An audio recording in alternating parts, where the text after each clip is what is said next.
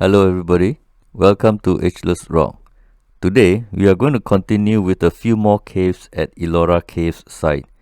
It is such an enormous cave site that I might have to spend 1 week here just to look at 34 caves listed for tourists and snoop around another 70 caves not recorded for tourists.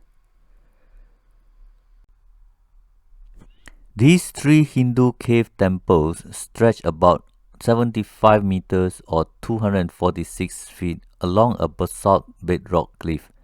No one can be sure who is responsible for these rock-cut monuments.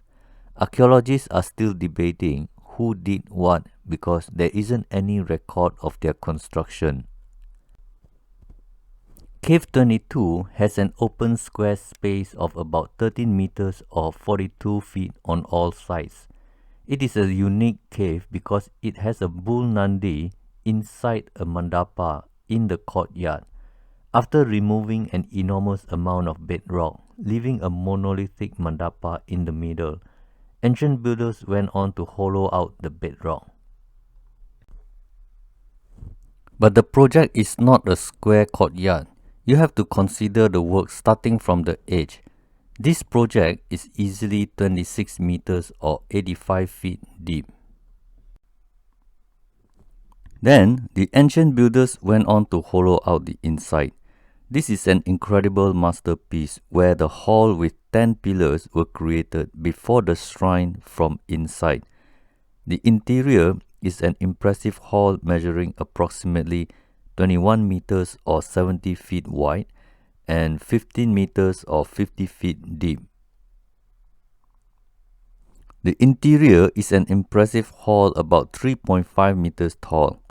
Cave 22 is also called Nilakanta Cave because Nilkant is another name of Lord Shiva. He is depicted as a blue being. He turned blue as he drank hala hala poison during the churning of the sea.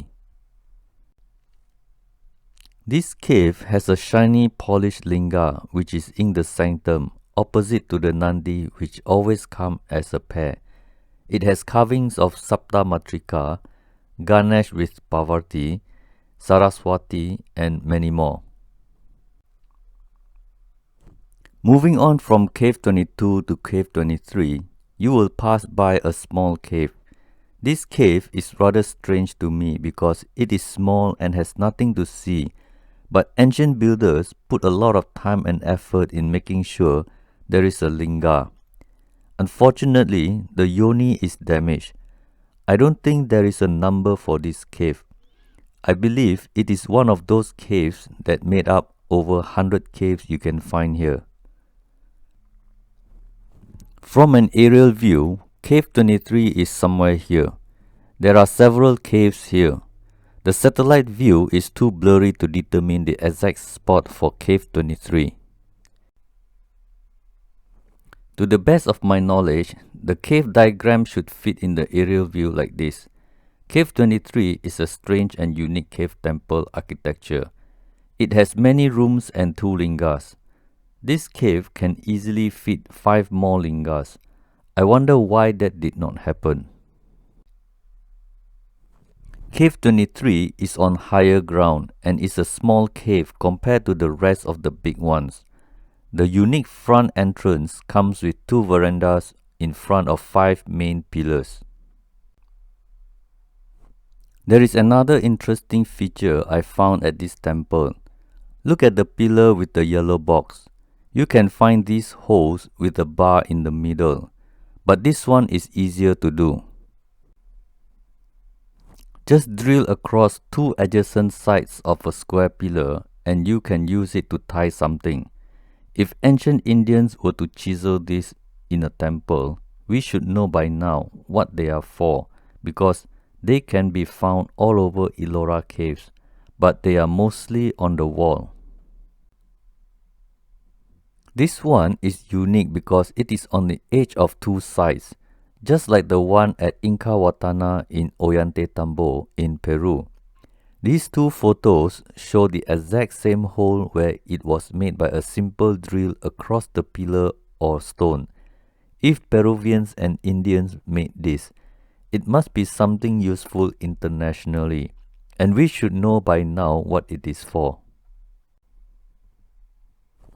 So, when you visit Ollantaytambo, go to Inca Watana and look for the 4 trapezoidal portal-looking false door. Maybe you can hold it with your hands and see if you get teleported to another dimension. If you do get to the other dimension, you might not want to come back because I'm sure you don't have to work to pay rent or mortgage anymore.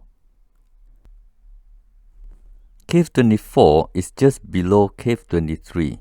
The facade is more or less the same as Cave 23, where the pillars in the front corridor is straight out of the original bedrock. From an aerial view, there isn't much to see because there isn't any awesome open sky courtyard. But again, the interior is not something to be missed. If each linga is a cave, then this should be listed as 5 caves because there are 5 lingas. If this is one cave, then a 5 linga cave is very strange to me. Regardless of how devoted Hindus are, there is no need for 5 lingas in one temple. It gives me the impression that this is a powerhouse for some purpose we have no clue. This 5 linga cave is definitely something we need to look at from a different perspective.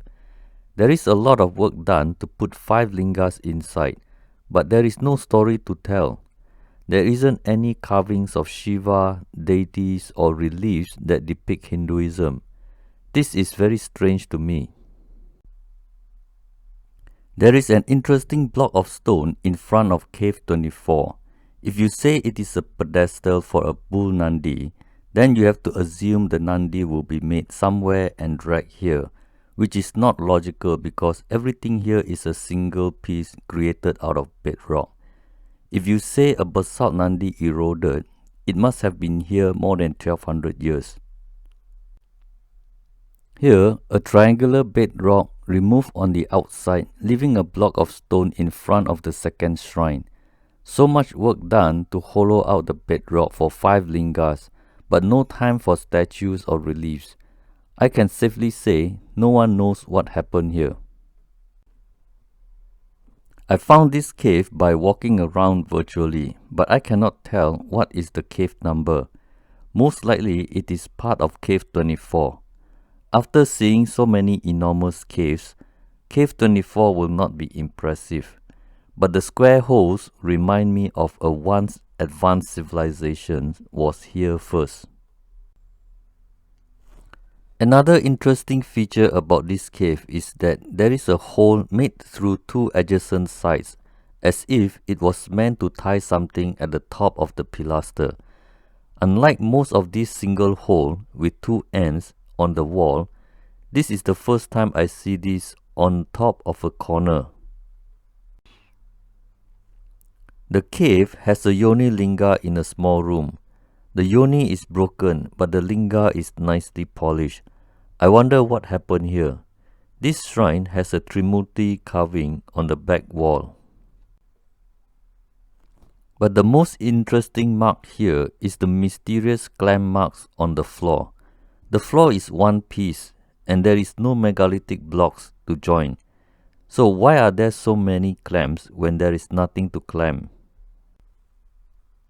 I always thought the mysterious clamps are for holding 2 pieces of megalith together, even though sometimes you can find them in odd locations and it's useless for that purpose.